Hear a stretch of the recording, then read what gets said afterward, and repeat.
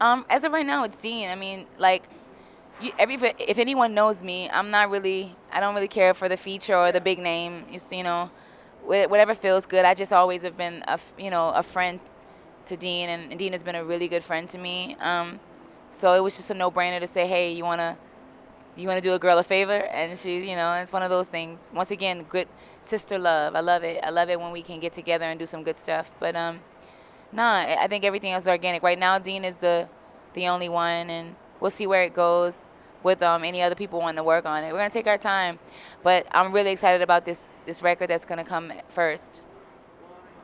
It's always nice to be able to have someone speak for you, because it seems people don't hear you if you're not if you speak for yourself, people seem to not hear you. So the benefits of having a label is the cosign, I guess, because people love a cosign. We tend to don't give a shit about the cosign, but obviously you must need it. So the good thing about having a label is that there's people there to support your art. But I also like the idea of the authenticity of people loving you because they choose to love you and not being because they're told to love you. So I love the idea that whatever fan base that I do have, whatever movement, however big or small, they're there because they want to be there. No one's telling them, and no one's co-signing it. So there is some beauty in knowing that they'll be there for you because they genuinely want to be there. So those are the two dynamics that, go from that. We got some gifts. Yeah, and I say that with a smile because we work hard to get to this place. I think a lot of things will be understood and revealed as things go on. But I think people know me by now, that they know anything that takes time or anything that I'm saying, there is always a purpose for it.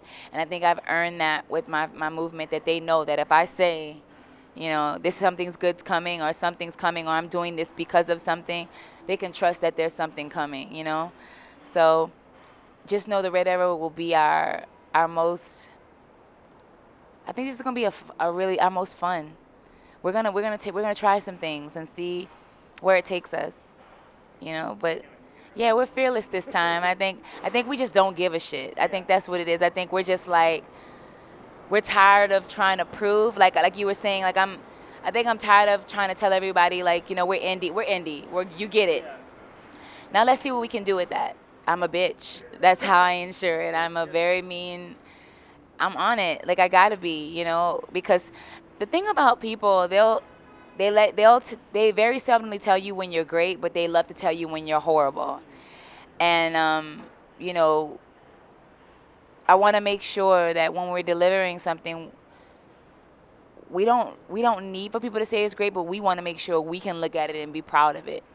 And that's something that I've always wanted to be a part of. Like I grew up loving visuals. Chris Cunningham was like a thing for me, and he was uncomfortable and he was eerie, and what he did for Bjork in her earlier works I thought was incredible. And I always felt like if I ever grew up and I was able to be an artist, visually I wanted to be shocking, and I wanted to be able to do something that was next level all the time.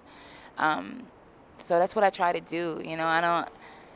I don't always follow the protocol, but I do want to make sure when people see it, they never doubt that we put the work in. We put the time in. Yeah, during visual times, I'm liable to be shot again as well. So, but at the end of it, everybody is like, we look great. So we get the job done, yeah.